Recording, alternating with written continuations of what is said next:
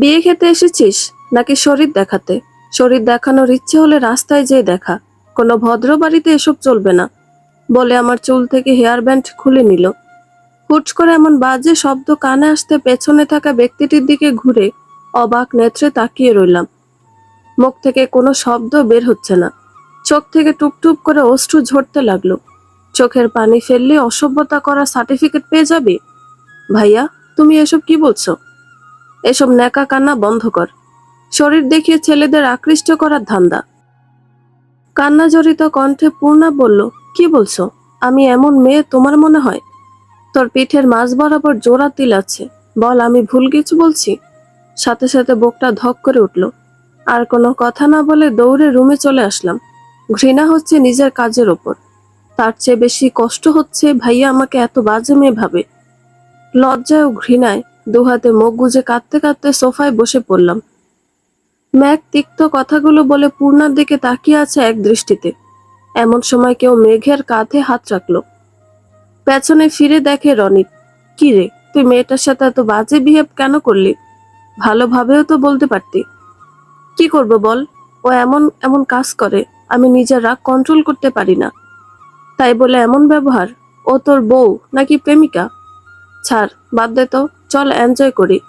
বন্ধুর বিয়ে বলে কথা, ফুল মাস্তি হবে। আমার মনে হয় তুই ওকে পছন্দ করিস। যদি তাই হয়ে থাকে তাহলে এমন বিহেভিয়ার করলে ও তোর থেকে আরো দূরে পালাবে। কাছে আর এ জন্মে আসবে না। যে কাছে আসার সে আর কত দূরে যাবে? ঘুরে ফিরে আমার বুকেই তার নীড় হবে। হলেদের অনুষ্ঠান শেষ হতে হতে প্রায় 1টা বেজে গেছে। তামিম বলে, আজ সবাই আমার রুমে ঘুমাবি, চল। রাহি এসে বলে, কিসের ঘুম? আজ কোনো ঘুম হবে না, ছাদে চল, সারা রাত পার্টি হবে। ফ্রেশ হয়ে আয় সবাই, আমি সব রেডি করছি। রাহির কথায় কেউ দ্বিমত পোষণ করলো না। ম্যাক খেয়াল করলো অপূর্বকে বেশ বিচলিত দেখাচ্ছে। কি রে, বিয়ে তামিমের, কিন্তু 12টা বেজে আছে তোর চেহারায়। স্বাধীনতা হরণ হচ্ছে তামিমের, 12টা 13টা যা বাজার ওর চেহারায় বাজবে। তোর কি হলো? পূর্ণাকে খুঁজছি কিন্তু পাচ্ছি না। জানিস তো মা ওকে এতটা দূরে আসতে দিতে চায়নি, আমি জোর করে নিয়ে আসলাম। অপূর্বর কথা শুনে ম্যাক বিচলিত হয়ে গেল। কি বলছিস তুই? হ্যাঁ, ঠিকই বলছি। কল দিচ্ছি, রিং হচ্ছে, অথচ রিসিভ করছে না। বাসায় চলে যাবে, তাও তো একা একা সম্ভব না। চিন্তা করিস না, এদিকেই কোথাও আছে হয়তো। তামিমের বোন রূপসাকে জিজ্ঞেস কর। জিজ্ঞেস করেছি, ওর সাথে নেই। বেশ খানিকক্ষণ আগে থেকে নাকি ওর নজরে পড়েনি। তাহলে এক কাজ কর, ওদের বাসার সব রুম খুঁজে দেখ। তুই ডান দিকে যা, আমি বাম দিকে যাচ্ছি। খুঁজতে খুঁজতে হঠাৎ একটা রুমে যে স্বস্তি নিঃশ্বাস নিল মেঘ। সোফায় গুটিসুটি হয়ে শুয়ে আছে পূর্ণা। মোবাইল বের করে অপূর্বকে টেক্সট পাঠালো। ধীর পায়ে পূর্ণার সামনে বসে তার ঘুমন্ত মুখশ্রীর দিকে তাকিয়ে রইল মেঘ। আলতো হাতে পূর্ণার সামনের চুলগুলো কানের পিঠে গুজে দিল। মনে মনে বলতে লাগলো, সরি, তোমাকে কষ্ট দিয়ে ফেলেছি বলে আলতো চুমু খেলো পূর্ণার কপালে। হুট করে কিছু একটা মনে পড়তে চোখজোড়া লাল বর্ণ ধারণ করলো। হাতের মুঠো শক্ত করে বলে, জান পাখি, তুমি অন্যায় করেছ, তোমাকে শাস্তি পেতে হবে বলেই পূর্ণার পিঠে কামড় বসিয়ে দিল। ঘুমের মধ্যে তীব্র যন্ত্রণা অনুভব হতেই পূর্ণা চিৎকার দিল। সাথে সাথে ম্যাক পূর্ণার মুখ চেপে ধরল। ভয়ে পূর্ণার শরীর কাঁপছে। আস্তে আস্তে চোখ খুলে সামনে তাকাতে আবছা আলোতে সামনে থাকা ব্যক্তির চেহারা দেখে আরো ভয় পেয়ে গেল। মেঘের ঠোঁটের কোণে রক্ত লেগে আছে, চোখ দুটো লাল বর্ণের। পূর্ণা নিজের হাত পিঠে নিতে হতভম্ব হয়ে গেল। গলা শুকিয়ে কাঠ হয়ে গেছে।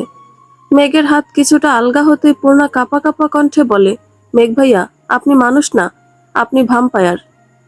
পূর্ণার আওয়াজ শুনে মেঘের হুঁশ ফিরল।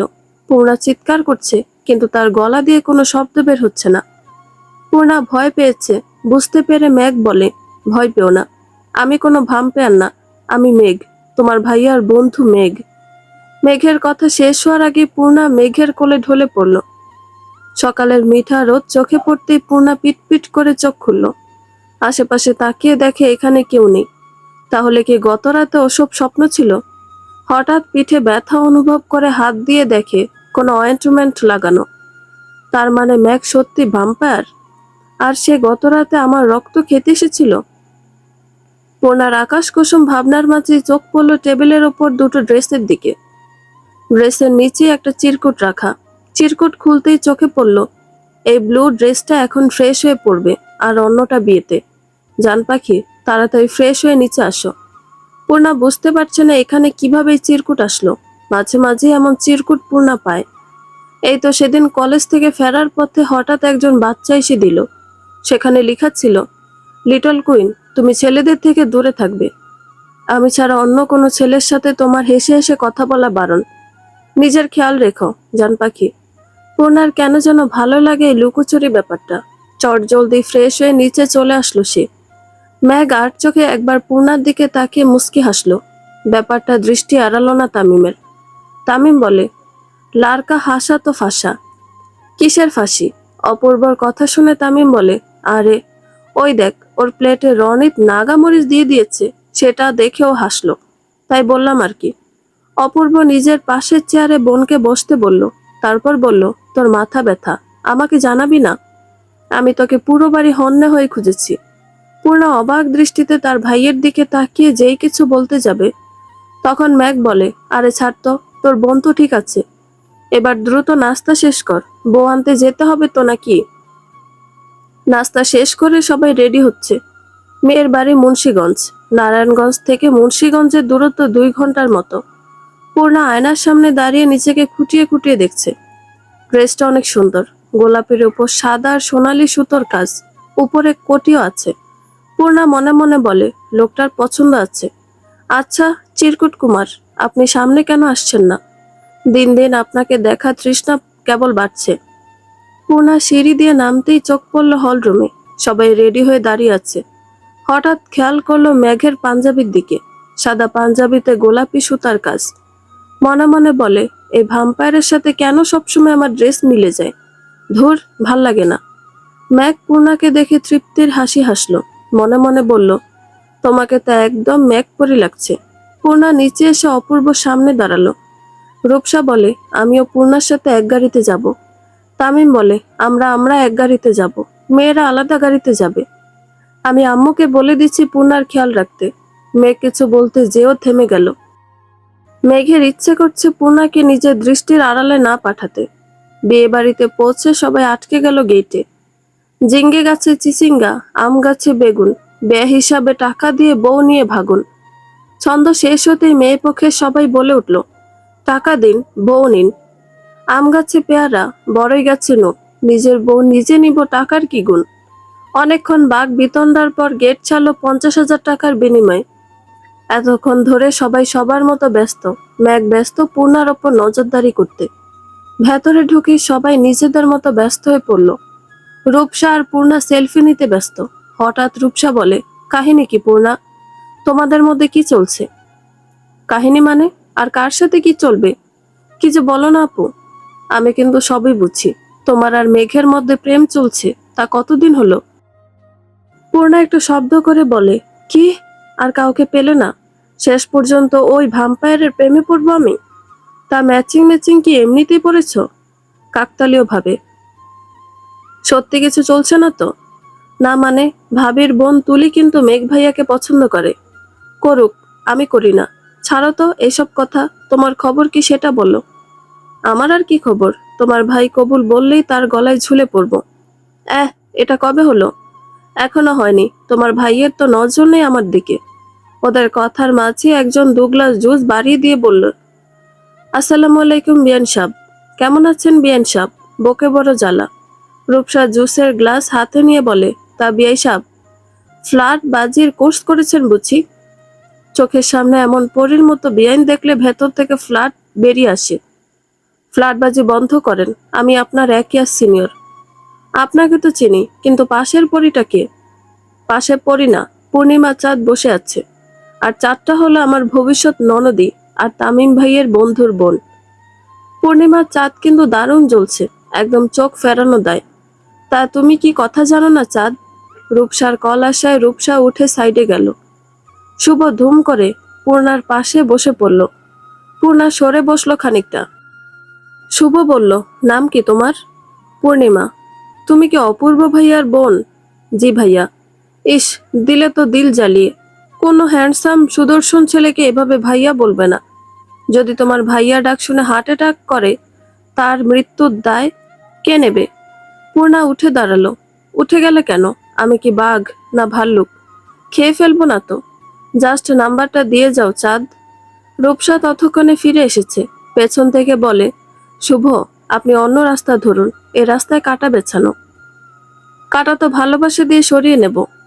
এবার কিন্তু বেশি হয়ে যাচ্ছে। রাগ করবেন না বিআইন সাহেবা, জাস্ট কিডিং। খেতে আসুন, এতক্ষণে বিয়ে পড়ানো শেষ। দূর থেকে দাঁড়িয়ে এসব দেখছে একজন। শার্টের দুটো বাটন খুলে দিয়ে নিজের হাত মুষ্টিবদ্ধ করে রাগ নিয়ন্ত্রণ করার চেষ্টা করলো। পূর্ণা আর রূপসা সামনের দিকে হাঁটছে। হঠাৎ মেঘ এসে বলে, পূর্ণা, একটু এদিকে আসো তো, তোমাকে অপূর্ব ডাকছে। পূর্ণা মেঘের পিছু পিছু আসতে আসতে বেশ খানিকটা দূরে চলে আসলো। হঠাৎ কি মনে করে পূর্ণা থেমে গেল। চারপাশে তাকিয়ে দেখে কোনো মানুষ নেই, এক সারিতে কতগুলো গাড়ি রাখা। পূর্ণা ভীত কণ্ঠে বলে, ভাইয়া কোথায়? ম্যাক পূর্ণার হাত টেনে গাড়ির সাথে চেপে ধরে। ভয়ে পূর্ণা চোখ বন্ধ করে নেয়। কাঁদো কাঁদো কণ্ঠে বলে, প্লিজ আমাকে মারবেন না। আমার গায়ে আর কতটুকু রক্ত আছে বলুন? আমি আপনাকে মোটা তাজা মানুষের সন্ধান দেব, ভাম্পায়ার ভাইয়া। Just shut up. ননসেন্স কথা বলা বন্ধ করো। আমি মেঘ ইমতিয়াজ, মাশরুর মেঘ। তোর সাহস কি করে হলো ছেলেদের সাথে হেসে হেসে কথা বলার? আর বলবো না ভাইয়া, এখন এটা বললে তো হবে না। শাস্তি পেতে হবে এটার জন্য। প্লিজ ভাইয়া, আর কখনো এরকম করব না। মেঘ পূর্ণার একদম কাছে চলে আসলো। মেঘের নিঃশ্বাস পূর্ণার মুখে পড়ছে। মেঘকে যেন পূর্ণার কম্পিত ঠোঁট দুটো টানছে। পূর্ণা চিৎকার করার আগে মেঘ পূর্ণাকে ছেড়ে দিয়ে বলে, এরপর থেকে এরকম হলে কিন্তু কোনো রেহাই নেই। পূর্ণা কিছু না বলে ছাড়া পেয়ে দ্রুত সরে আসলো। টিস্যু দিয়ে চোখ মুখ মুছে নিজেকে কিছুটা স্বাভাবিক করলো। এমন সময় মোবাইলে মেসেজের নোটিফিকেশন আসলো। মোবাইল বের করে দেখে আননোন নাম্বার থেকে একটা টেক্সট। কিছু মানুষ দূরে থেকেও হৃদয়ের একদম কাছের, আর কিছু মানুষ কাছে থেকেও হৃদয় থেকে অনেক দূরে। আমার হৃদয়ের মানুষ, তোমার মলিন মুখ দেখলে মনে হয় চাঁদে গ্রহণ লেগেছে। সবসময় হাসবে, তোমার হাসি পূর্ণিমার আলোর মতোই আলোকিত। মেসেজ পড়ে বেশ অবাক হলো। মোবাইল রেখে দিবে পারছে, ঠিক তখন আরেকটা টেক্সট আসলো। একটু হাসো, হাসলে তোমার দারুণ লাগে মায়াবতী। রূপসা এসে বলে, কোথায় চলে গিয়েছিলে ননদি? তোমাকে খুঁজে খুঁজে পা ব্যথা হয়ে গেল। চলো খেতে চলো। জামাইকে পটাতে হলে আগে ননদিকে হাত করতে হবে। খাওয়া দাওয়া শেষ করে বিদায়ের পালা। বউ নিয়ে সবাই বাড়ি চলে আসলো। অপূর্ব বলল, আজ আমাদের বাসায় যেতে হবে, পরশু আবার দেখা হবে। তোরা এগো, আমি ড্রাইভারকে গাড়ি নিয়ে আসতে বলছি। ম্যাক বলে, মানা কর ড্রাইভারকে, তোরা আমার গাড়িতে ফিরবি, আমিও যাব বাসায়। রাহি বলে, তাহলে তো হয়েই গেল, দেখা হচ্ছে পরশু। মেঘ ড্রাইভ করছে, তার পাশের সিটে অপূর্ব ঘুমাচ্ছে। পূর্ণা নিচের দিকে তাকিয়ে আছে। ম্যাক লুকিং গ্লাসে বারবার পূর্ণার দিকে খেয়াল করছে। হঠাৎ গাড়ি থামিয়ে মৃদু কণ্ঠে বলে, এবার হিজাব খুলে নাও, গরম কম লাগবে।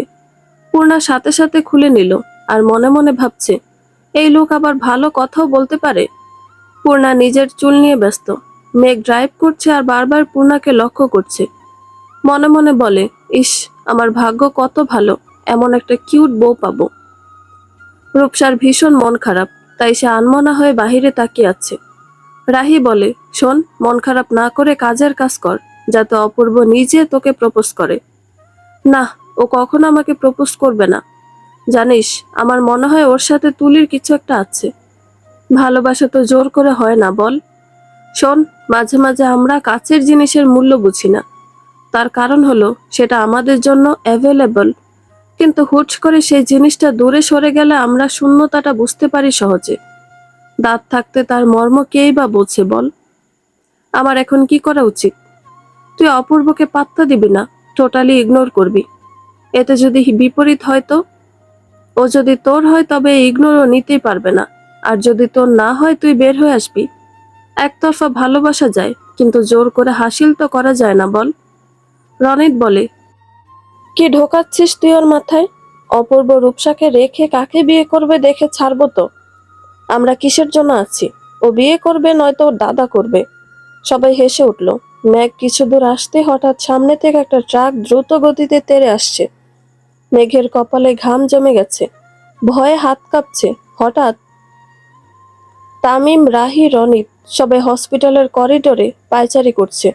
কুলসুম বেগম, নিয়াজ আহমেদ দুজনেই চুপচাপ বসে আছে হসপিটালের বেঞ্চে। পরিস্থিতি এখনো বোঝা যাচ্ছে না। এর মধ্যেই একজন ডক্টর বাহিরে আসলেন। নিয়াজ আহমেদ উঠে দাঁড়িয়ে বলেন, স্যার, আমার ছেলে মেয়ের কি অবস্থা? ডক্টর বললেন, একজন পেশেন্ট ক্রিটিক্যাল, বাকি দুজন সামান্য আঘাত পেয়েছে। আশা করা যায় প্রাথমিক চিকিৎসা নিলেই সুস্থ হয়ে যাবে। কোন পেশেন্ট ক্রিটিক্যাল? আপনারা রিসেপশনে যোগাযোগ করুন। আমি সঠিক বলতে পারবো না। নিয়াজ আহমেদ দ্রুত রিসেপশনের দিকে গেলেন। এর মধ্যে নাদিয়া বেগম এসে তামিমকে বলে, আমার ছেলের কি হয়েছে? ঠিক আছে তো আমার ছেলে? ওর কিছু হয়নি তো?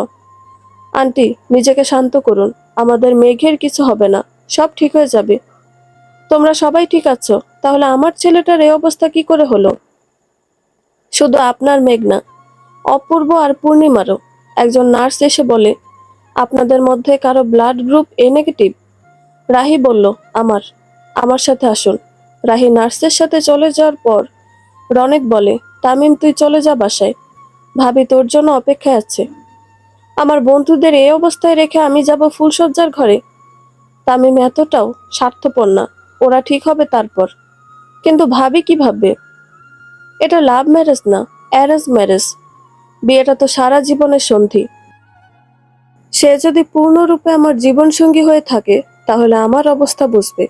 রনি তার কিছু বলল না, জানে এখন কোনো কথায় কাজ হবে না। তবে রনি তার তামিমের কথা শুনে বেশ অবাক হলেন নাদিয়া বেগম। মনে মনে ভাবলেন, বন্ধু বুঝি পরিবারের অংশ, অথবা রক্তের সম্পর্ক না থাকার পরেও খুব কাছের কেউ। প্রায় 4 ঘন্টা পর জানা গেল, অপূর্ব আর পূর্ণা তেমন কোনো বড় ধরনের আঘাত পায়নি। তবে মেঘের অবস্থা ক্রিটিক্যাল। মাথায় আঘাত লেগে রক্ত জমাট বেঁধে আছে মস্তিষ্কে। এই মুহূর্তে সেটার অপারেশন চলছে। একই বেঞ্চে দুপ্রান্তে বসে আছে কুলসুম বেগম আর নাদিয়া বেগম। কাছাকাছি, তবুও তাদের দূরত্ব হাজার কোটি মাইলের। নাদিয়া বেগমের চোখ থেকে অনবরত অশ্রু ঝরছে। কুলসুম বেগমের মন যদিও চাইছে তাকে সান্ত্বনা দিতে, কিন্তু তার স্বামীর রাগ সম্পর্কে সে অবগত। আপাতত চাইছে না কোনো রকম অশান্তি হোক। অপূর্ব আর পূর্ণা মোটামুটি সুস্থ। নিয়াজ আহমেদ বললেন, আমি গাড়ি বের করতে বলছি ড্রাইভারকে, আমরা এক্ষুনি বাসায় ফিরব। তোমরা পূর্ণাকে নিয়ে যাও। আমি মেঘ সুস্থ না হওয়া পর্যন্ত নড়ছি না এখান থেকে। একদম এসব আমি সহ্য করব না। এখন এই মুহূর্তে আমার সাথে বাড়ি ফিরবে, এটাই ফাইনাল।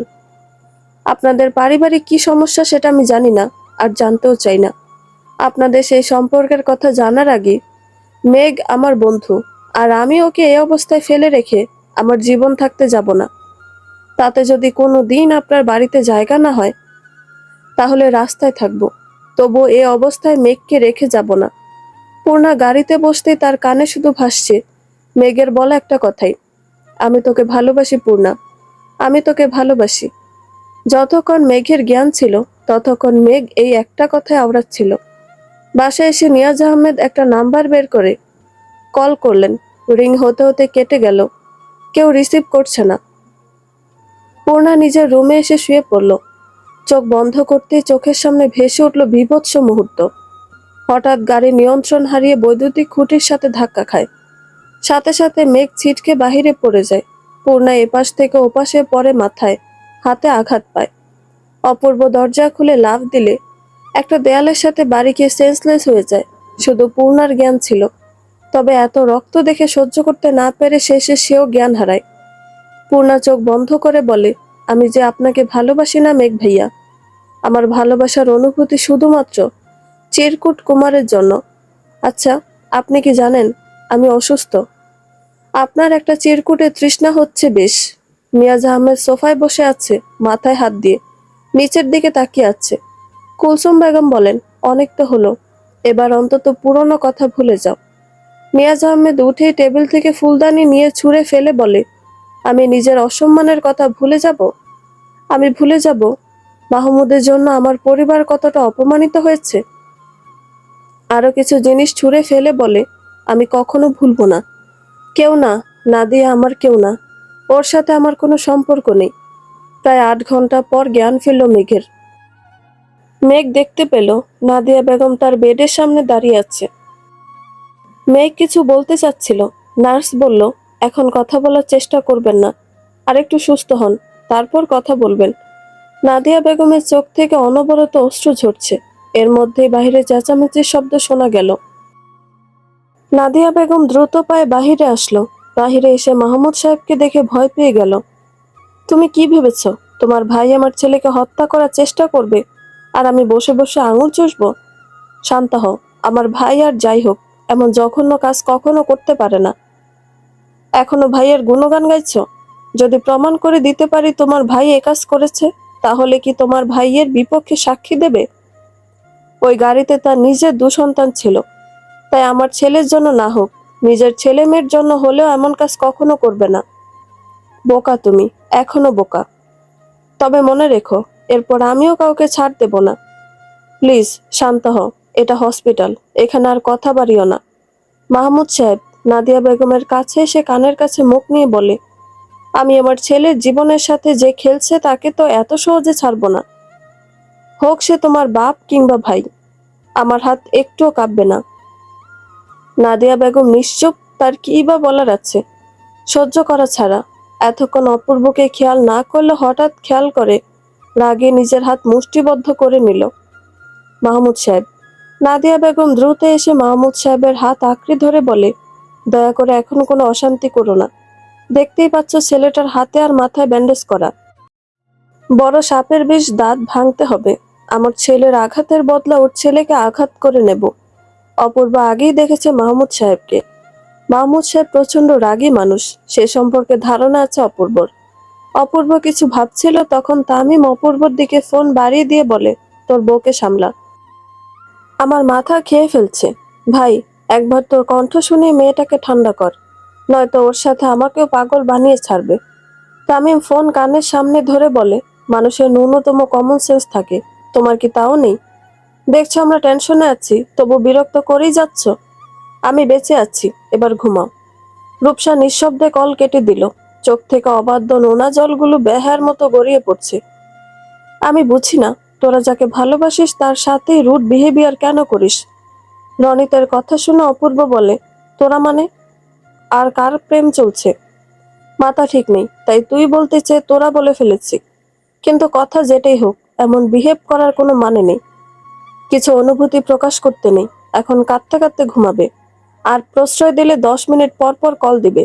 নিজেও শান্তিতে থাকবে না, আর আমাকেও না। এরপর জীবন চলছে স্রোতের মতো। প্রায় কেটে গেছে 3 মাস। এতদিনে একবারও কোনো রকম চিঠি বা টেক্সট আসেনি। পূর্ণা আনমনে হাঁটছিল ফুটপাত ধরে। খানিকটা পথ হেঁটে এসে রিক্সা নিল। রিক্সা কিছু দূর আসতেই চোখ পড়ল ফুটপাতে দাঁড়িয়ে মেঘ একটা মেয়ের সাথে কথা বলছে। কি হলো জানা নেই, তবে হুট করে পূর্ণিমার মন খারাপ হয়ে গেল। মনে মনে বলছে, ছেলে মানুষ কি এমনই? এই মাসখানেক আগে আমাকে প্রপোজ করলো, আমি রাজি হইনি, আর সাথে সাথে আরেক মেয়ে ঠিক করে নিল। পুরুষ মানুষের ভালোবাসা কচু পাতার পানির মতো, এর কোনো ভরসা নেই। আচ্ছা, চিরকুট কুমারও কি এমন ভাবেই বদলে গেল? সে তো কাছে না এসে হৃদয় নিয়ে পালালো। সে কি জানে এক কিশোরী তাহার জন্য আঁচলে বাঁধিয়ে আছে জ্যোৎস্নার আলো? সেই আলোর ছোঁয়া কি তার পেতে ইচ্ছে করে না? পূর্ণা বাসায় ফিরে দেখে বাসায় খুব তোড়জোড় চলছে। বেশ অবাক হয়ে পূর্ণা বলে, আম্মু, আজকে ভাইয়ার বিয়ে, কিন্তু আমরা তো এখনো মেয়ে দেখতেই গেলাম না। অপূর্ব পেছন থেকে বলে, তোকে বিদায় না করে বিয়ে করব নাকি? তোকে দেখতে আসছে। হ্যাঁ, আমাকে দেখতে আসছে মানে? আমি কি হাটের গরু নাকি, চাইলেই দেখা যাবে? তুই গরু না, গাভী। এবার ফ্রেশ হয়ে কিছু খেয়ে রেডি হ, ওনারা চলে আসবে কিছুক্ষণের মধ্যে। ভাইয়া, আম্মু, এসব বিয়ে টিয়ে আমি করব না। সামনে আমার পরীক্ষা। কই পড়ার জন্য প্যারা দিবা? তা না, উল্টো বিয়ের জন্য প্যারা দিচ্ছ। আমি এত তাড়াতাড়ি বিয়ে টিয়ে করবো না, এই বলে দিলাম। কুলসুম বেগম বললেন, অপূর্ব যা বলেছে তাই করো। ছেলে ভালো, ছেলের পরিবার ভালো, তাই আমরা দ্বিমত করিনি। আর দেখতে আসলে বিয়ে হয়ে যাবে না, এটা প্রাথমিক দেখা। তারপর আমরা আরো খোঁজ খবর নিব। সব ঠিক থাকলে তবেই বিয়ে। নাদিয়া বেগম রান্না করছিলেন, এমন সময় মাহমুদ সাহেব এসে বলেন, তোমার ছেলের ভিসা প্রসেসিং শেষ, এবার তাকে বোঝাও। আমি যা বলেছি সেটাই শেষ কথা। আমি কাউকে কিছু বোঝাতে পারবো না। তোমার আর তোমার ছেলের যা খুশি করো।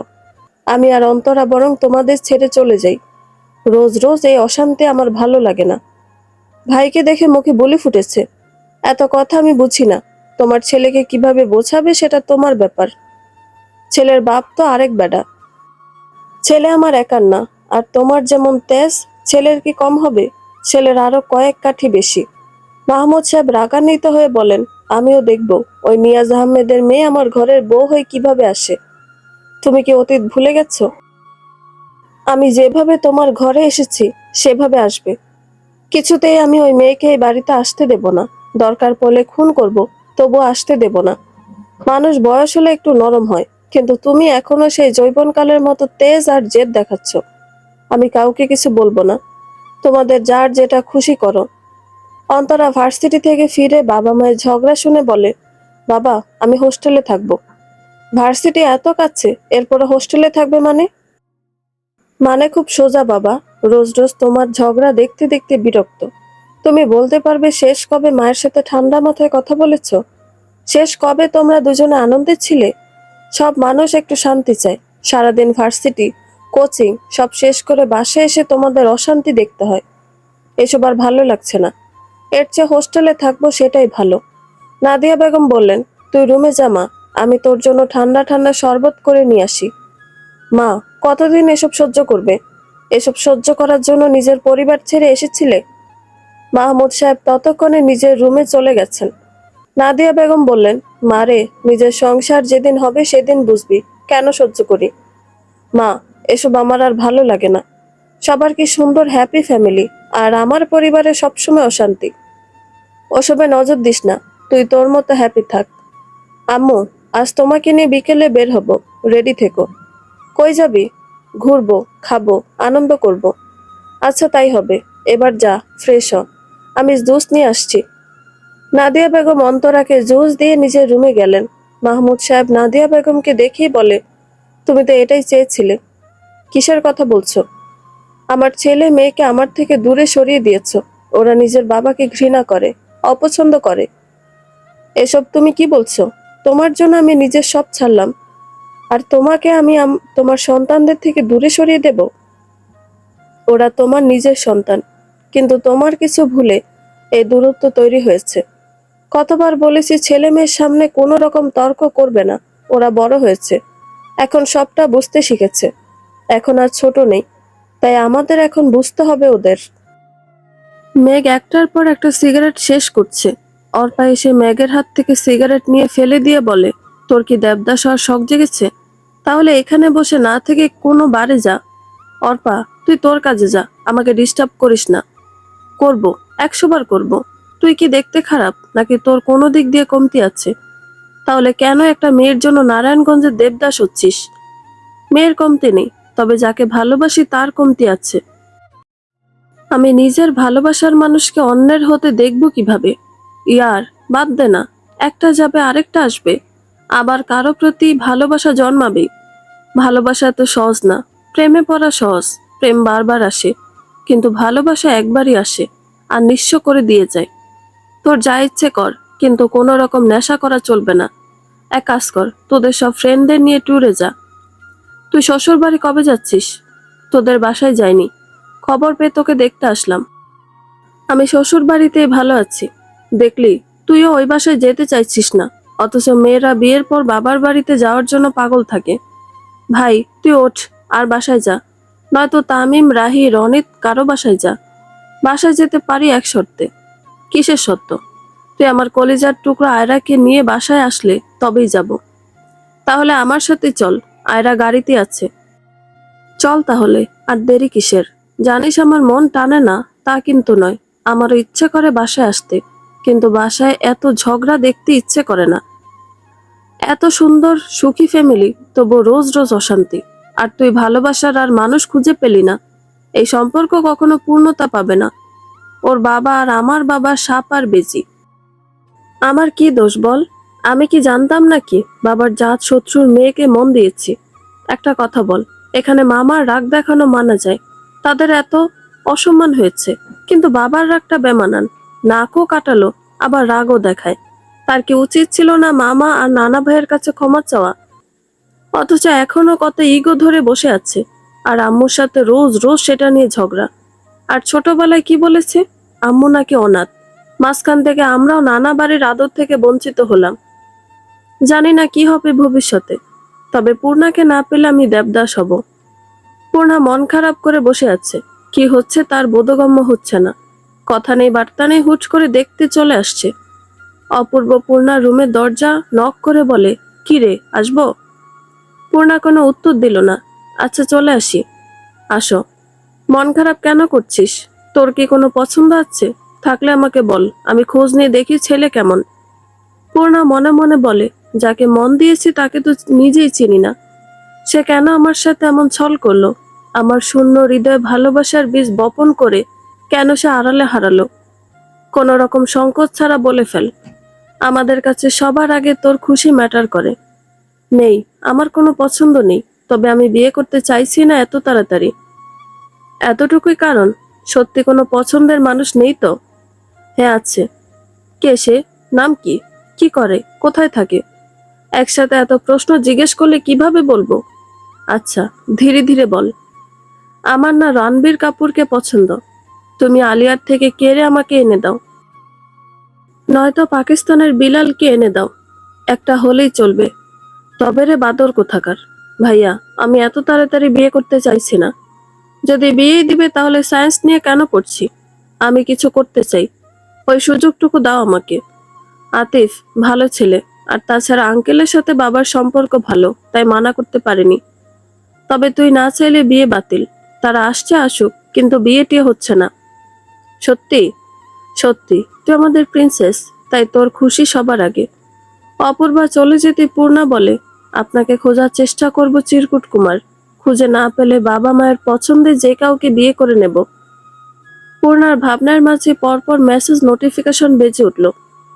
পূর্ণার হৃৎপিণ্ড যেন দ্রুত চলাচল করা শুরু করলো। কোনো মতে মোবাইলটা হাতে নিয়ে টেক্সট বক্স ওপেন করলো। তুমি খুব সহজে অন্যের জন্য নিজেকে গুছিয়ে নিলে। আচ্ছা, আমার জন্য কি তোমার বিন্দু পরিমাণ ভালোবাসা জন্মায়নি? তবে তুমি সুখে থাকলে আমার কোনো আপত্তি নেই, কারণ আমি দূর থেকে তোমাকে ভালোবাসি। হয়তো কাছ থেকে তুমি অন্য কাউকে ভালোবাসো। ভালো থেকো, আমার আধার রাতের পূর্ণিমা। পূর্ণিমা মোবাইল রেখে দিয়ে বলে, সাহস করে সামনে আসে না, আবার টেক্সট। আবার পূর্ণার ফোনটা সশব্দে বেজে উঠল। এবার কল এসেছে। পূর্ণার সাথে সাথে রিসিভ করলো। রিসিভ করে কানের সামনে তুলেই বলে, আড়ালে থাকলে তো হারাতে হবেই, পেতে হলে কাছে আসতে হবে। ওপাশ থেকে কেউ কর্কশ কণ্ঠে বলল, তোর সাহস কি করে হয় অন্য ছেলের জন্য সাজার? তুই আমার মানে শুধুই আমার। পাখা গজিয়েছে তোর? কিভাবে পাখা ছেটে দিতে হয় তা মেঘের জানা আছে। পূর্ণা হতভম্ব হয়ে বলে, মেঘ ভাইয়া তুমি? কেন, তোর কি আর কোনো আশিক আছে? তুই কি তাকে ভেবেছিলি? শোন পূর্ণা, তুই যদি ওই ছেলের সামনে যাস তাহলে তার শাস্তি ভালো হবে না, এই বলে দিলাম। আমার বউকে এভাবে কেউ দেখতে পারবে না। তুই কিভাবে কি করবি সেটা তোর ব্যাপার। মনে রাখিস, মেঘের রাগ কিন্তু ভয়ঙ্কর। একবার গর্জে উঠলে তোকে ছারখার করে দেবে। কথা শেষ করে খট করে ফোন কেটে দিল। পূর্ণা আয়নার সামনে দাঁড়িয়ে বলে, কি করবি তুই আমাকে? ভাম্পায়ার, তোকে আমি ভয় পাই নাকি? হুহ। এবার কিছু করতে আসিস, একদম সানডে মানডে ক্লোজ করে দিব। আমার নাম পূর্ণিমা, আমি কাউকে ভয় পাই না।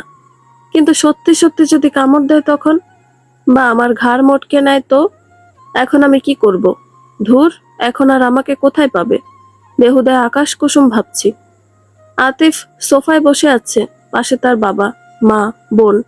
নিয়াজ সাহেব বললেন, আমার মেয়ে কিন্তু বাচ্চা, ওকে বউ করে নিলে আপনার ওর খেয়াল রাখতে হবে। কিচেনের কোনো কাজও পারে না। আতিফের মা বলল, সমস্যা নেই, আমাদের বাসায় কাজের মানুষ আছে, আমি আছি, ওর কিছু করতে হবে না। আর মেয়ে মানুষ বিয়ের পর সংসারই শিখে যায়। সবাই তো আর সব শিখে শ্বশুর বাড়ি আসে না। তা পূর্ণিমা কোথায়? ওকে দেখছি না কেন? ডাকুন। অপূর্ব এসে বলে, এটা তুই কি ড্রেস পরেছিস? বাচ্চা দেখা যাচ্ছে, শাড়ি পর। শাড়ি কি মুড়ির মোয়া? ধর খা, আর খাওয়া হয়ে গেল। শাড়ি পরতে বহুত টাইম লাগে। আর শোন, এটা হলো গাউন, এটাতে বাচ্চা লাগবে কেন? বিউটি কুইন লাগছে। উফ, আমি এত সুন্দর কেন? ওই পেতনি, তাড়াতাড়ি চল, মাথায় কাপড় দে। শোন, ছেলে আমার পছন্দ না হোক শুনেছি, তাদের একটা মেয়ে আছে, তাকে তুমি পছন্দ করে নিও, একটা না হলে আরেকটা। শোন, একদম কথা বলবি না, নিচের দিকে তাকিয়ে থাকবি। তোর কথা বলার দরকার নেই, যা বলার আমরা বলবো। সত্যি কোনো কথা বলবো না? না, বলবি না। তোর যে ট্যাপ রেকর্ডার একবার চালু হলে আর বন্ধ হবে না, তাই চুপ থাকাই ভালো তোর জন্য। পূর্ণা এসে সিঙ্গেল সোফায় বসলো, চেহারা অর্ধেক ওড়না দিয়ে ঢাকা। আতিফের মা ইয়াসমিন বেগম জিজ্ঞেস করলেন, নাম কি তোমার? পূর্ণা কোনো উত্তর দিল না। যা জিজ্ঞেস করছে পূর্ণা চুপ করে রইল। ইয়াসমিন বেগম কাল বিলম্ব না করে দ্রুত বের হয়ে চলে গেলেন। ওনারা বের হতে নিয়াজ সাহেব রাগান্বিত হয়ে বললেন, এসব কি ছিল পূর্ণা? আমাকে অপমানিত করার প্ল্যান করেছো মা মেয়ে মিলে? বাবা, আমি পূর্ণাকে বলেছিলাম চুপ থাকতে। ও তো একটু বেশি বকবক করে এর জন্য, কিন্তু ও যে কথাই বলবে না সেটা বুঝতে পারিনি। বাহ, তোমাদের যার যা ইচ্ছে করো, আমি কি? আমি তো খারাপ একটা লোক, মেয়েকে জোর করে বিয়ে দিতে চাচ্ছি। ছেলেকে শত্রু ছেলের সাথে বন্ধুত্ব করতে মানা করছি। আমি না হতে পারলাম ভালো ছেলে, আর না ভালো হাজবেন্ড, আর না পারলাম আদর্শ পিতা হতে। খুব অসাধারণ ব্যর্থ একজন মানুষ আমি। তোমরা সেটা পদে পদে মনে করিয়ে দাও। তোমরা সবাই কি চাও আমাকে বলো। আমি তোমাদের নামে সব সম্পত্তি লিখে দিয়ে তোমাদেরকে মুক্তি দিয়ে চলে যাব, যেদিকে দুচোখ যায়। কথা শেষ করে নিয়াজ সাহেব বাসা থেকে বের হয়ে গেলেন। কুলসুম বেগম অপূর্বকে বললেন, পূর্ণা না হয় অবুঝ, তুই তো অবুঝ না পূর্ব। তুই কি করে এটা করতে পারলি? বিয়ে কি হয়ে যাচ্ছিল? জাস্ট দেখতে আসছে। তোর বাবার মাথা ঠান্ডা হলে বুঝিয়ে বললে সে নিজে মানা করে দিত। তার ভেতরে কি চলছে আমি জানি। সে ভয় পাচ্ছে পূর্ণাকে না আবার মেঘ বিয়ে করে নেয়। সে আজ পর্যন্ত আমাদের সাথে কখনো বাজে বিহেভিয়ার করেনি, কখনো একটা ধমক পর্যন্ত দেয়নি। তোদের পৃথিবীর সব সুখ দেওয়ার চেষ্টা করেছে। কোন দিক থেকে কম করেছে? ওই মানুষটা তোর বাবা, যার হাত ধরে চলতে শিখেছিস।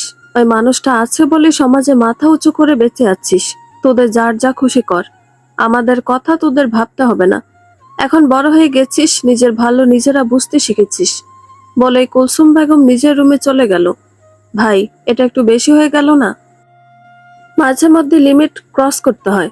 আর কি, একটা ক্যাচাল ম্যাককে নিয়ে।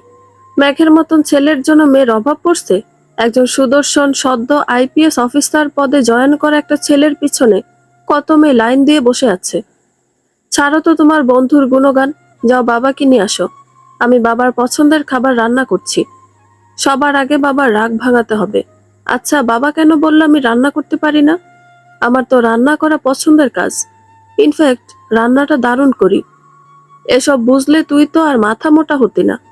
সর, যা, সব রেডি কর, আমি বাবাকে নিয়ে আসি। অর্পাকে দেখে নাদিয়া বেগমের চোখে অশ্রু চলে আসলো। ছোট আয়রা ছুটে নাদিয়া বেগমের কাছে এসে বলে, ও নানুমণি, দেখো আমি চলে এসেছি।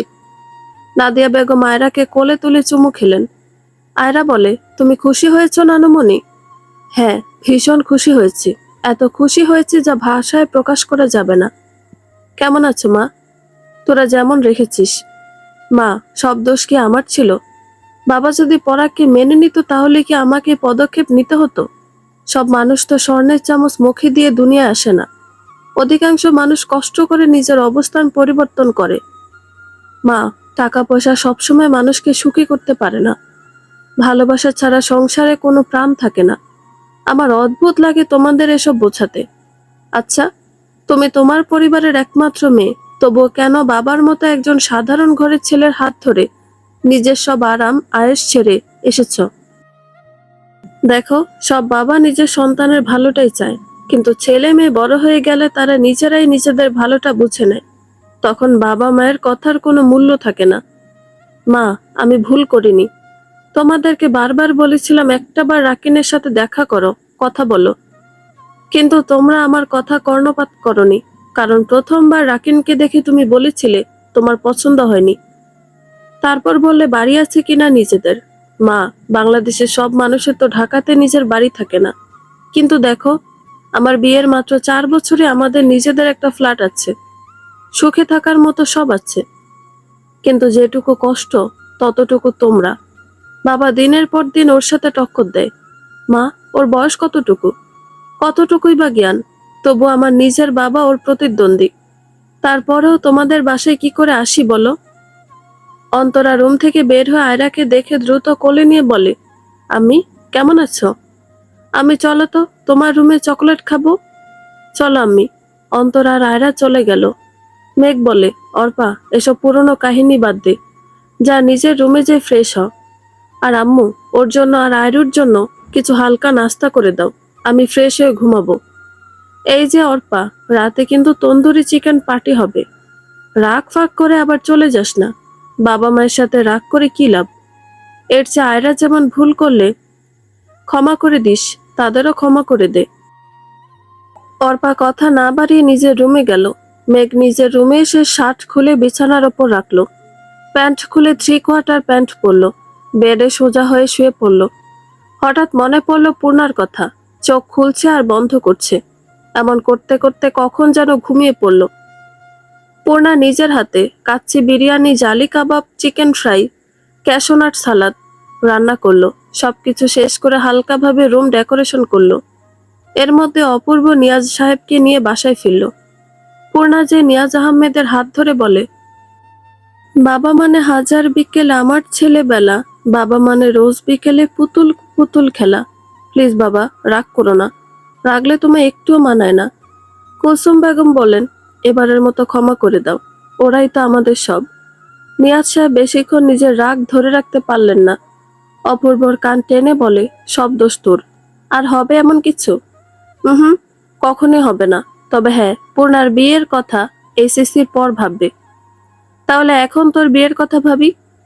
বাবা, ভাবতে হবে না, কারণ আমার ভাবি আমি পছন্দ করে রেখেছি। শুধু তোমরা যাবে আর টুক করে নিয়ে চলে আসবে। তা কাকে পছন্দ করলে আম্মা জান? রূপসা আপুকে, ভাইয়ার ভার্সিটিতে পড়ে, এক বেশ জুনিয়র। যেমন মিষ্টি তেমন ভালো, মানে এক কথায় ডায়াবেটিস মুক্ত মিষ্টি, যাতে ক্ষতিকর কোনো কিছুই নেই। তা তোরা দুজন মিলে ঠিক করলে হবে? আমাদেরকেও বলতে হবে তো নাকি? এই যে বলে দিলাম, এবার তাড়াতাড়ি ভাবিকে নিয়ে আসো। কালে তোর মা আর আমি যে বিয়ের পাকা কথা বলে আসবো। মেয়ের জামাই না আসুক, অন্তত ছেলের বউ তো আসুক।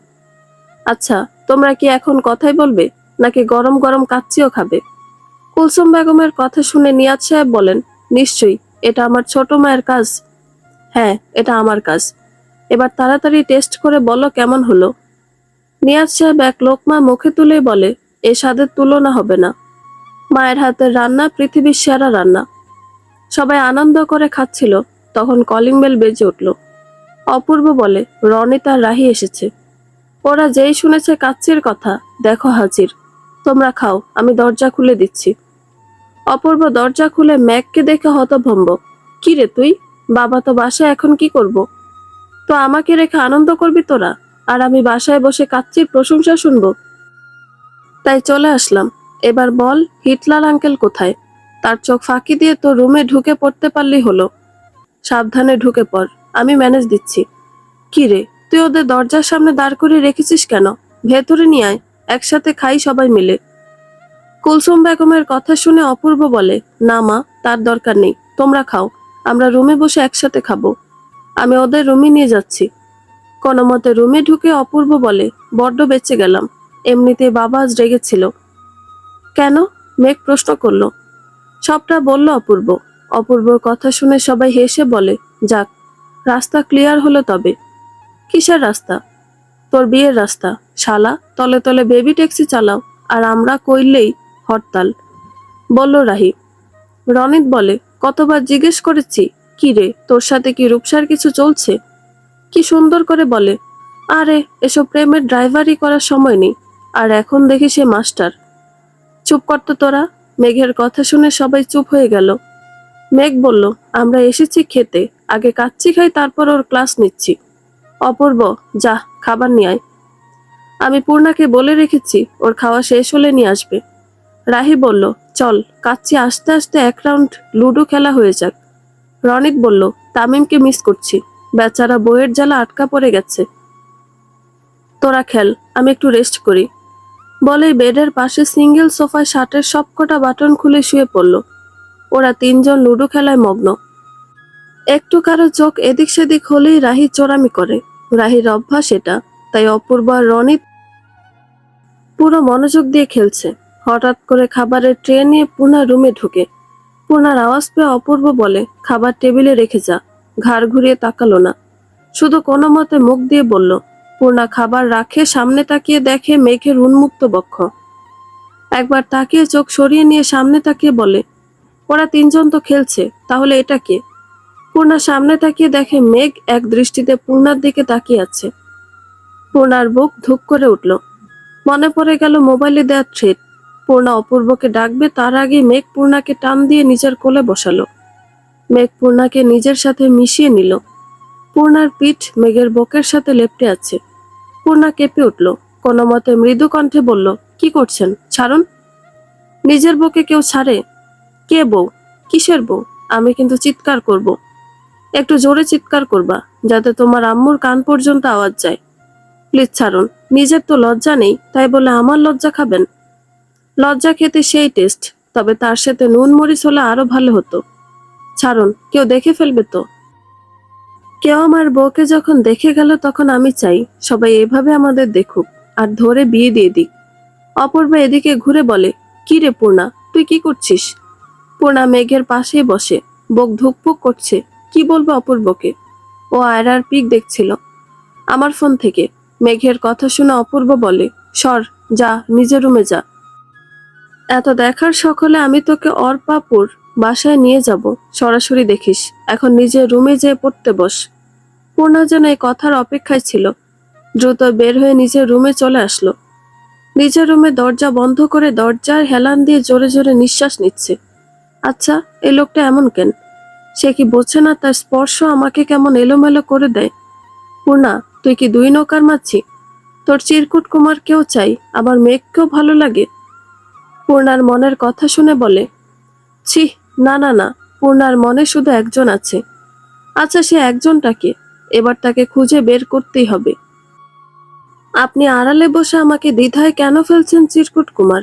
আমার এই হৃদয় যে বারবার অগোছালো হচ্ছে, আমি স্থির করতে পারছি না তাকে। মেঘ সোফায় হেলান দিয়ে বসে মিটমিট করে হাসছে। আচ্ছা, পূর্ণা কি কখনো বুঝবে দুটো মানুষ একই সত্তা?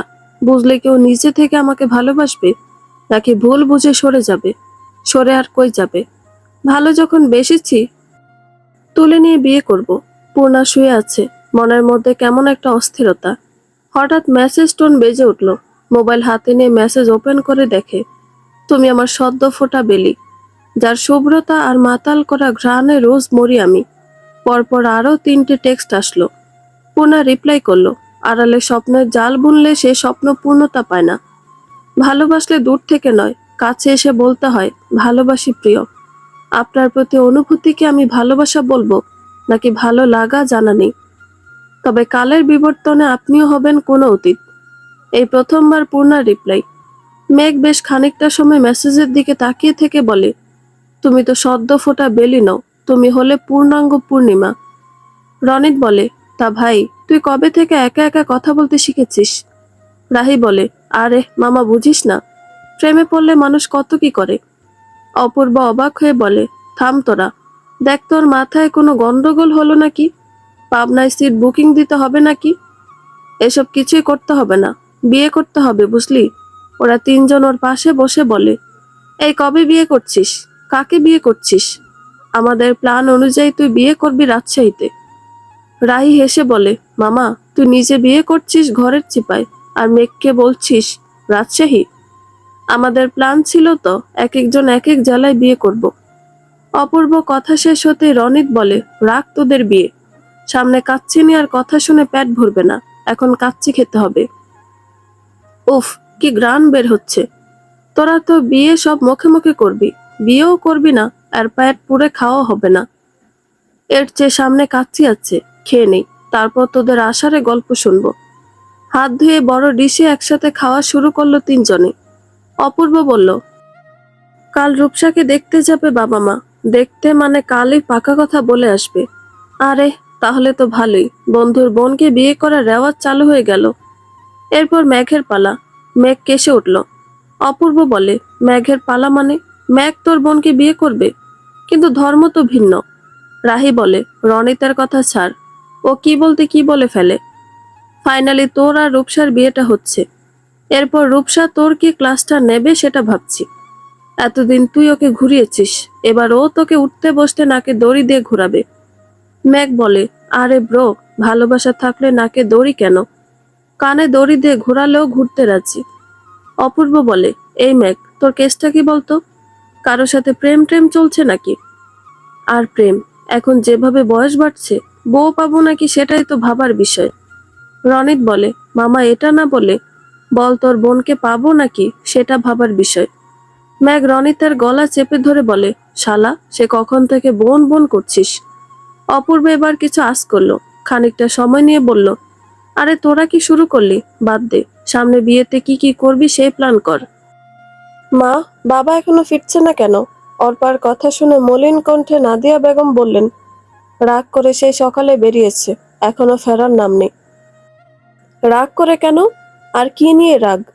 নাদিয়া বেগম সবটা বলার পর অর্পা বলে, বাবার উচিত এবার অন্তত মামার কাছে ক্ষমা চাওয়া। ভুলটা তো তোমরাই করেছো, তাহলে নিচু তো তোমাদের হওয়া উচিত। তোমাদের ইগোর জন্য কেন মেঘের খুশি কোরবান করবে? মা, সময় বদলায়, মানুষ বদলায়, পরিস্থিতি বদলায়। সে সময় তোমরা যেটা করেছো সেটা কি অন্যায় না? আমি কি বলবো বল? আমার কথা তো শোনে না। কতবার বলেছি ভাইয়ার কাছে চলো, আমি তো সবচেয়ে বড় হতভাগা। নিজের বাবার লাশটাও চোখের দেখা দেখতে পারিনি। জীবনে এই কষ্টের কাছে সব কষ্ট ফিকে মনে হয়। তোর বাবার পায়ে ধরেছিলাম সেদিন, কিন্তু মানুষটার মন গলেনি।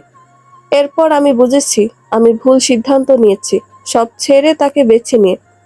এরপর থেকে আমার নিজের সব চাওয়া বিসর্জন দিয়েছি। মুখ ফুটে কখনো মানুষটার কাছে নিজের দুঃখের কথা বলিনি। যার সাথে এক বিছানায় 30 বছর কাটালাম, সে আমার পাশে থেকেও সে হৃদয় ভাঙা আর্তনাদ শুনতে পায়নি। এখন আমার একটাই চাওয়া, তোদের সুখ দেখা। তোদের সুখ দেখে মরেও শান্তি। কিন্তু মা, তুমি একটা ভুল করেছো, কখনো বাবার অন্যায়ের প্রতিবাদ না করে। সে যখন যা বলেছে তুমি রিমোট কন্ট্রোল পুতুলের মতো তাই করেছো। এর জন্য বাবা নিজের ভুল কখনো বুঝতে পারেনি। এবার নিজের ছেলের জন্য একটু প্রতিবাদী হও। কি করব বল? আমি কখনো কারো মুখের উপর কথা বলতে পারি না। এবার এক কাজ করো, বাবার নাম্বার ব্লক করে দাও। এরপর যখন বাসায় আসবে, রিনাকে দিয়ে বাবার খাবার দিবে। তুমি বাবার সাথে কথা বলবে না। তারপর বাবা যখন তোমাকে কিছু জিজ্ঞেস করবে, তখন তুমি মেঘকে ডেকে আনবে। তারপর আমি যা যা শিখিয়ে দিচ্ছি সেরকম ভাবে কথা বলবে। জানি এত সহজ না কাজটা, তবু চেষ্টা তো করতে হবে। অর্ণা এসে বলে, তোমরা একা একা প্ল্যান করছো, আমিও আছি তোমাদের সাথে। এবার বাবাকে বাগে আনবই, বলে তিনজনে হাত মেলালো। নাদিয়া বেগম সোফায় বসে আছেন, মাহমুদ সাহেব বেডে। কি শুরু করলে তুমি? এসব তোমাকে মানায়? যে কাজটা আরো আগে করা দরকার ছিল সেই কাজটাই করছি। আপনার জন্য নিজের বাবার সম্মান ধুলোয় মিশিয়ে দিয়ে চলে এসেছিলাম। অথচ যে মানুষটা 17 বছর আদর স্নেহ যত্ন ভালোবাসা দিয়ে বড় করলো, এক মুহূর্তে তার সবকিছু ছেড়ে আপনাকে ভালোবেসে আপনার কাছে চলে এসেছিলাম। কিন্তু আপনি কি করেছেন আমার জন্য? কি করিনি? তোমাকে সুন্দর একটা জীবন দিয়েছি, টাকা পয়সা বাড়ি গাড়ি সব দিয়েছি, কোনো কিছুর কমতি রাখিনি। কমতি রাখেননি? না, কোনো কিছুর কমতি রাখিনি। যে ভালোবাসার টানে সব ছেড়ে এসেছিলাম, আপনি আমাকে সেই ভালোবাসা দিয়েছিলেন। প্রেম করার সময় সারা রাত জেগে কথা বলতাম আমরা, তখন আপনার ঘুমে ডিস্টার্ব হতো না। অথচ একদিন বলেছিলাম, চলো আজ সারা রাত চন্দ্রবিলাস করব। আপনি বলেছিলেন আপনার কাছে বেহুদা সময় নেই। আচ্ছা এটা বলেন, শেষ কবে আমাকে বলেছেন তোমাকে এই ড্রেসে মানিয়েছে খুব? দেখো, বিয়ের বছর না ঘুরতেই অর্পা আসার সুখবর আসলো। তারপর আমি শুধু কিভাবে টাকা আর্ন করা যায় সেটা ভেবেছি। টাকা, টাকা, এই টাকার নেশা আপনাকে নিজের পরিবার থেকে দূর করে দিয়েছে। তোমার বাবা শুধুমাত্র এই টাকার জন্য তোমার বিয়ে অন্য কোথাও দিয়ে দিচ্ছিল। সেদিন যদি আমার টাকা থাকতো, তাহলে তারা আমাকে রিজেক্ট করতো না। তোমার সাথে আমাকে মানাবে না, কি সুন্দর কথা মুখের উপর বলে দিল। তোমার ভাই বলেছিল আমার বোন মাসে যত টাকার কসমেটিক্স ব্যবহার করে, আমাদের পুরো পরিবারের তা দিয়ে মাস চলে যায়। সেদিন আমি ঠিক করেছিলাম, জীবনে এত টাকা ইনকাম করব, দেখিয়ে দেব তোমার পরিবারকে আপনি আমাকে ভালোবেসেছেন নাকি আমার পরিবারকে। আমি কি কখনো আপনার টাকা দেখেছি? দেখেছিলাম আমার প্রতি আপনার ভালোবাসা, অথচ বিয়ের পর সেটাই হারিয়ে ফেলেছি। দেখো, এত ঝামেলা আমার ভালো লাগে না। থাকতে হলে থাকো, না হলে তোমার যেটা ইচ্ছে করো। আমি গেস্ট রুমে যাচ্ছি, সারাদিন কাজ করেছি, আমি টায়ার্ড। মাহমুদ সাহেব চলে যেতে অর্পা রুমে প্রবেশ করলো। নিজের মায়ের পাশে বসে বলে, কি বলবো তোমাকে জানা নেই। যতটুকু বুঝলাম, বাবা নিজের ভুলটা কখনো বুঝবে না। তার দাম্ভিকতা তাকে সেটা বুঝতে দেবে না। আমি কাল ভাইয়ের কাছে চলে যাব। এই মানুষটা আমার মানুষ না। যে মানুষটার ওপর ভরসা করে এসেছিলাম, এই মানুষটা কিছুতেই সেই মানুষটা না। আজ তোদের নানুর কথাটা খুব ভাবাচ্ছে। সে বলেছিল, প্রেম করা আর বিয়ে করে সংসার করাটা এক নয়। প্রেমিক আর স্বামীর মধ্যে আসমান জমিন তফাৎ। আম্মু, এত বছর যেখানে যাওনি, না নানুর মৃত্যুর সময়ও যাওনি, সেখানে যাবে? হ্যাঁ, যাব। ভাইয়ের পা ধরে ক্ষমা চাইব। একটা মেয়ে নিজের বিয়ের আসরে তার বয়ফ্রেন্ডের সাথে পালিয়ে গেলে সেই পরিবারকে কি কি সহ্য করতে হয় সেটা এখন বুঝি। তাই আমি চলে যাব। যদি তোর বাবা নিজের ভুল বুঝে আমাকে ফিরিয়ে আনে, তবেই ফিরে আসব। ছাদে বসে ওরা সবাই আড্ডা দিচ্ছে। এর মধ্যে ম্যাগ বলল, আমি পানি খেয়ে আসি। অপূর্ব বলল, সাবধানে, বাবা যাতে তোকে দেখে না ফেলে। দেখলে বলবো মামা, আমি শতক আপনার ভাগ্নে। সারা জীবন শুনেছি, মামা ভাগ্নে যেখানে আপদ নেই সেখানে। রাহি বলে, শালা, নিজে তো মরবি, সাথে অপূর্বকে নিয়ে। মেঘ নিচে এসে আস্তে করে পূর্ণার রুমে ঢুকে পড়ল। রাত তখন প্রায় 2টা ছুঁয়েছে। পূর্ণা তখনও পড়ায় ব্যস্ত। হঠাৎ করে মেঘকে দেখে বলে, আপনি? পূর্ণার কথা হয়তো মেঘ শুনতে পায়নি। আস্তে করে এসে পূর্ণার পাশে বসে বলে, তোমার ভাই পাঠিয়েছে তোমাকে পড়াতে। আপনি বললেই আমি বিশ্বাস করব? ভালোই ভালোই বের হন, নয়তো আমি চিৎকার করব। আমি জানি তুমি চিৎকার করবে না। যত হোক, তোমার জামাইকে কেস খাওয়াবে না শ্বশুরের কাছে। আপনি যাবেন নাকি? কি পড়ছিলে দেখি? ফিজিক্স? এটা কোনো সাবজেক্ট হলো? তোমার মতো সুন্দরী মেয়ে পড়বে কেমিস্ট্রি, রসায়ন। দেখুন, আপনি প্লিজ চলে যান। কেউ দেখে ফেললে আপনার কিছু না হলেও আমার চরিত্রে দাগ লাগবে। ম্যাক কলম তুলে খাতায় লিখল, কবি বলেছেন সুন্দর মেয়েরা ফিজিক্স পড়বে না। তারপর নিচে লিখল, ভালোবাসি সুইট বউ। উঠে দাঁড়িয়ে হুট করে পূর্ণাকে জড়িয়ে ধরে বলে, যেদিন তুমি বুঝবে সেদিন শুধু আমাকেই খুঁজবে। তারপর কানের কাছে মুখ এনে বলে, বুঝবে যেদিন, ওগো বুঝবে যেদিন, খুঁজবে সেদিন, জানি খুঁজবে সেদিন, পাবে না খুঁজে আমাকে। বলেই চলে গেল। পূর্ণা সাথে সাথে দরজা লক করে দিল। পূর্ণা নিজের বুকের ধুকপুক শব্দ শুনতে পাচ্ছে। আচ্ছা, এই মানুষটা স্পর্শ আমাকে এভাবে এলোমেলো কেন করে দেয়? জগ থেকে 1 গ্লাস পানি খেলো। জোরে জোরে শ্বাস নিয়ে নিজেকে শান্ত করার চেষ্টা করছে। কিছুক্ষণ পর আবার টেবিলে বসলো। ম্যাগ সিঁড়িতে আসতে হুট করে তার কিছু একটা মনে পড়ল। তারপর মনে মনে বলে, ম্যাগ, এত বড় ভুল কিভাবে করলি? পূর্ণার এক দৃষ্টিতে তাকিয়ে আছে খাতার দিকে। এই হ্যান্ডরাইটিং পূর্ণার খুব পরিচিত। পূর্ণা দ্রুত উঠে তার চিরকুটগুলো বের করলো। Same to same. পূর্ণার চোখে অশ্রু ঝরছে। সুখের অশ্রু নাকি কষ্টের, সেটা বোঝা দেয়। দ্রুত উঠে নিজের রুমে দরজা খুলল। আশেপাশে তাকালো। না, মানুষটা আশেপাশে নেই। দরজার পাশে দেয়ালে হেলান দিয়ে দাঁড়িয়ে চোখ বন্ধ করে আছে। ইচ্ছে করছে এক্ষুনি ছুটে যে মানুষটাকে জড়িয়ে ধরতে, একদম লুকিয়ে ফেলতে বুকের বাপাশে। উফ, কি সুখ সুখ একটা অনুভূতি। পূর্ণার চোখে সবকিছু কেমন ভেসে উঠছে। মেঘের সব অসহ্য কাজগুলো ভেবেও কেমন চোখ মুখ লাল হয়ে উঠছে। কবি হয়তো ঠিক বলেছেন, প্রেমে পড়ার মতো সুন্দর আর স্নিগ্ধ অনুভূতি দ্বিতীয়টি নেই। কি অদ্ভুত সুখকর অনুভূতি। হঠাৎ কারো কণ্ঠে চোখ মেলে তাকালো পূর্ণা। কিরে, তুই এখানে কি করছিস? অপূর্বর কথা শুনে খানিকটা ঘাবড়ে গেল। তবুও নিজেকে সামলে বলে, ভাইয়া, পানি আনবো টেবিল থেকে, কিন্তু একটু আগে ডাইনিং রুমে যেন কার ছায়া দেখতে পেলাম, তাই ভয় করছে। আরে বোকা, ওটা তো মেঘ ছিল। আয়, তুই আমার সাথে আয়। এত ভীতু হলে চলে? মেঘ ভাইয়া এখন কোথায়? কোথায় আবার? ছাদে। তুই কেন জিজ্ঞেস করছিস? মনে হলো তুমি আমাকে মিথ্যে সান্ত্বনা দিচ্ছ, তাই কনফার্ম হলাম। সত্যি আমাদের বাসায় এখনো আছে নাকি? আজ আমাদের বাসায় থাকবে ওরা, কিন্তু বাবা দেখে ফেললে? দেখবি কি করে? একটু পর রুমে এসে ঘুম দেব। উঠে দেখবো বাবা অফিসে। পূর্ণা 1 গ্লাস পানি নিয়ে বলে, আমি রুমে যেয়ে খাবো। রুমে এসে দরজা বন্ধ করে বলে, ভালোবাসি আপনাকে। শুনছেন? ভালোবাসি আপনাকে। ইস, মনের কথা যদি মনের মানুষের কাছে পৌঁছে যেত, কতই না ভালো হতো। উফ, এখন টুক করে তার মনে নোটিফিকেশন চলে যেত, তার পূর্ণা তাকে ভালোবাসি বলছে। 2 হাতে মুখ ঢেকে বলে, আপনার নাম মনে আসতে লজ্জা ঘিরে ধরছে কেন আমাকে? আমি কেন আগে বুঝলাম না? আমার চিরকুট কুমার আপনি। আচ্ছা, ভালোবাসেন যখন তখন মুখ ফুটে বলছেন না কেন? একবার তো অন্তত চোখে চোখ রেখে বলুন ভালোবাসি। আমার এত সুখ আমি কই লুকাবো প্রাণ? নিয়াজ আহমেদের সামনে মাথা নিচু করে বসে আছে নাদিয়া বেগম। কুলসুম আমার চোখের সামনে থেকে সরে যেতে বলল। এত বছর পর কেন এসব নাটক করছে তা বুঝতে পারছো তো?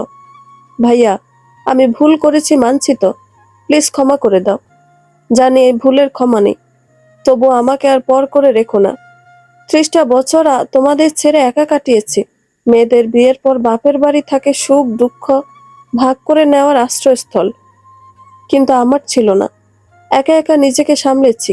আমি মানছি আমি ভুল করেছি, তবে এবার তুমি মেরে ফেললো আমি ফিরে যাব না। দেখুন, আপনার সাথে আমাদের কোনো সম্পর্ক আগেও ছিল না, এখনো নেই। দয়া করে আমাদের সুখের সংসারে নজর দিবেন না। ভাইয়া, এভাবে পর করে দিও না। আমি মাহমুদকে ছেড়ে চলে এসেছি। বাহ, খুব ভালো কাজ করেছেন। তা যখন আপনার বাবা মা মারা গেল তখন কেন আসলেন না? তখন কি নিজের বাবা মাকে শেষ দেখার ইচ্ছে হয়নি? এসব নাটক বন্ধ করুন আর বের হন আমার বাসা থেকে। আমি সেদিন আসতাম, কেউ আমাকে আটকাতে পারতো না। 9 মাসের একজন গর্ভবতী মহিলা একা একা ঢাকা থেকে চট্টগ্রাম কিভাবে যেতে পারে? তোমাকে কতবার কল করেছি, তুমি কি করেছিলে ভুলে গেছো? আমার নাম্বার ব্লক করে দিয়েছো। মাহমুদকে বারবার বলছিলাম, পায়ে ধরছিলাম, কিন্তু সেও তো কম জেদি নয়। তোমাদের জেদের জন্য আমি নিজের বাবা মাকে শেষবার মতো দেখতে পারিনি। আমার কারো প্রতি অভিযোগ নেই, তবুও চাই সব পেছনের কথা ভুলে সামনে এগিয়ে যেতে। কেন বিয়ে করেছিলে মাহমুদকে? নিজের বিয়ের আসর ছেড়ে আমাদের কোম্পানির সামান্য একজন স্টাফের সাথে হাত ধরে পালিয়ে যাওয়ার আগে তোর একবার আমাদের সম্মানের কথা মনে পড়লো না? তোমরা আমার কাছে আর কোনো পথ খোলা রাখোনি।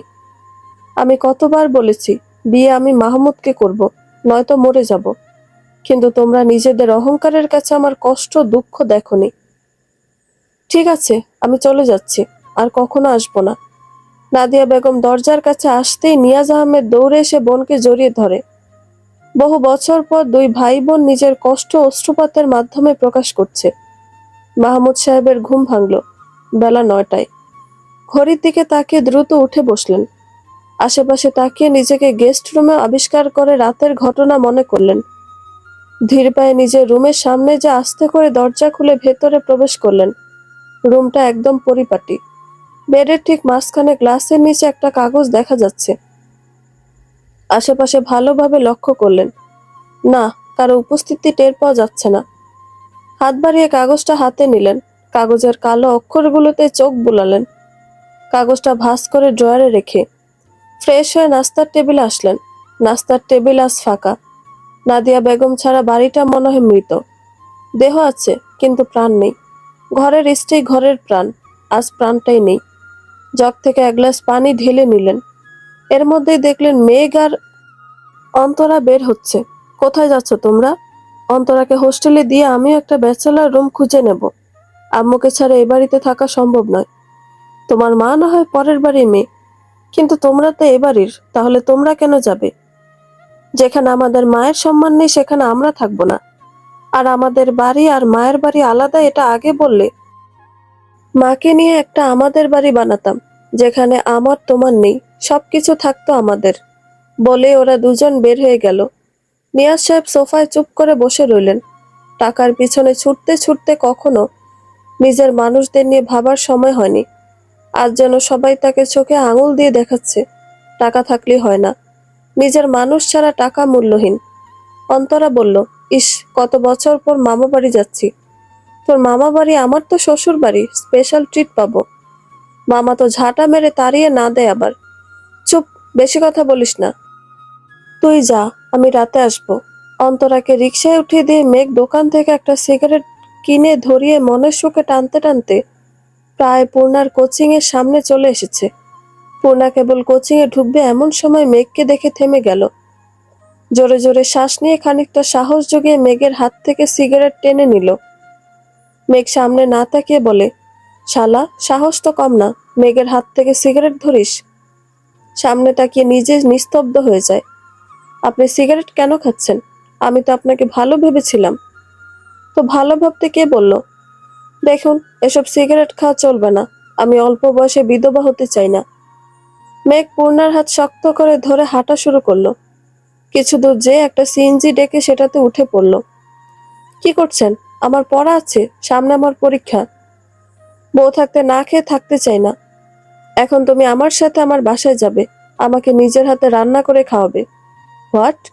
আমি আপনার বউ হলাম কবে? মেঘ ভাইয়া এসব কি বলছেন? একটা অ্যাপার্টমেন্টের সামনে এসে সিএনজি থামলো। পূর্ণা বলে, আমাকে কোথায় নিয়ে আসলেন? এটা তো আপনার বাসা না। কে বলছে এটা আমার বাসা না? এটা তো আমাদের ছোট সংসার। হাত ছাড়ুন প্লিজ ভাইয়া। আরেকবার ভাইয়া বলে সোজা লিপ কিস করব। চুপচাপ আমার সাথে চলো। পূর্ণা মেঘের সাথে একটা ফ্ল্যাটে ঢুকলো। মেঘ ডোর লক করতেই পূর্ণা কেঁপে উঠল। মেঘ মুচকি হেসে বলে, ভয় পাচ্ছ আমাকে? না, আপনাকে ভয় কেন পাবো? আপনি কি বাঘ নাকি যে খেয়ে ফেলবেন? মেঘ এক পা দুপা করে পূর্ণার একদম কাছে চলে আসলো। পূর্ণা চোখ বন্ধ করে কোনো মতে বলল, আপনি এটা করতে পারেন না। মেঘ পূর্ণার কোমর ধরে নিজের সাথে মিশিয়ে নিয়ে কানের কাছে মুখ নিয়ে বলে, পশু পাখিকে ভয় পাওয়ার কিছু নেই, তবে একজন প্রাপ্তবয়স্ক পুরুষের সাথে একাকী কোনো কিশোরী থাকলে তাকে তো ভয় পেতে হয়। পূর্ণা মেঘের পিঠে তার ধারালো নখ দিয়ে আঁকড়ে ধরল। দুজন শুধু দুজনের হার্টবিটের শব্দ শুনতে পাচ্ছে। মেঘ আস্তে করে পূর্ণার পিঠ থেকে ব্যাগটা নিয়ে পূর্ণার থেকে দূরে সরে আসলো। পূর্ণা তখনও চোখ বন্ধ করে জোরে জোরে শ্বাস নিচ্ছে। মেঘ পূর্ণার সামনে তুড়ি বাজিয়ে বলে, এই মিসেস মেঘ, সোজা কিচেনে যান, আর আমার জন্য কিছু বানিয়ে নিয়ে আসুন। প্যাটের মধ্যে ইঁদুর দৌড়াচ্ছে। পূর্ণা চোখ খুলে নিজের দিকে তাকিয়ে বলে, কিচেন কোন দিকে? তুমি যেখানে দাঁড়িয়ে আছো সেখান থেকে সোজা। কিচেনে এসে পূর্ণা প্রথমে আটা গুলে নিল। তারপর কড়াইতে ঘি ঢেলে এলাচ তেজপাতা দারুচিনি দিয়ে একটু ভেজে নিয়ে সুজি দিয়ে একটু ব্রাউন কালার করে ভেজে নিয়ে তাতে পানি দিয়ে দিল। তারপর তাতে চিনি কাজু কিশমিশ অ্যাড করে আরেকটু নাড়াচাড়া করে উঠিয়ে নিল। মেঘ পূর্ণার দিকে তাকালো। কোমরে ওড়না বাঁধা, চুলগুলো খোপা করা, পরনে আকাশি রঙের থ্রি পিস। মেঘ পূর্ণার চুলগুলো আস্তে করে খুলে দিল। পূর্ণা দ্রুত সামনের দিকে ফিরে বলে, সরি, আমি খেয়াল করিনি। বলেই পিঠে হাত দিয়ে দেখে চেন তো আটকানো। মেঘ হেসে বলে, আজ খোলা থাকলেও সমস্যা নেই। আমার বউ, আমার সম্পত্তি। আমি না দেখলে কে দেখবে? তা রাঙাবো, রান্না করতে পারো তো নাকি না খেয়ে থাকতে হবে? রান্না কেমন হয়েছে? সব মশলা পারফেক্ট ভাবে দিয়েছো, ভালো তো হবেই। তাহলে এবার আমি সবটা বলি, আপনি রান্না করুন। না মানে আমার ভুল হয়েছে। তোমার হাতের ছোঁয়া পেয়ে রান্না অমৃত হয়ে গেছে। হাঁটা দাও তো, একটা চুমু খাই। বিয়ের পরে রান্নার ভরপুর প্রশংসা করবেন।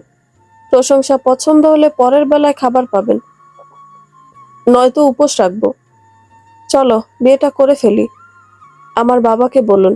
আর এখন আমার যেতেই হবে, নয়তো বাসা থেকে খোঁজ করা শুরু হয়ে যাবে। চলো, আজ তোমাকে নিয়ে একসাথে শ্বশুরবাড়ি যাব। পূর্ণা নিজেকে একটু গুছিয়ে নিয়ে আয়নায় তাকিয়ে বলে, আপনি আমাকে কিভাবে ভালোবাসলেন?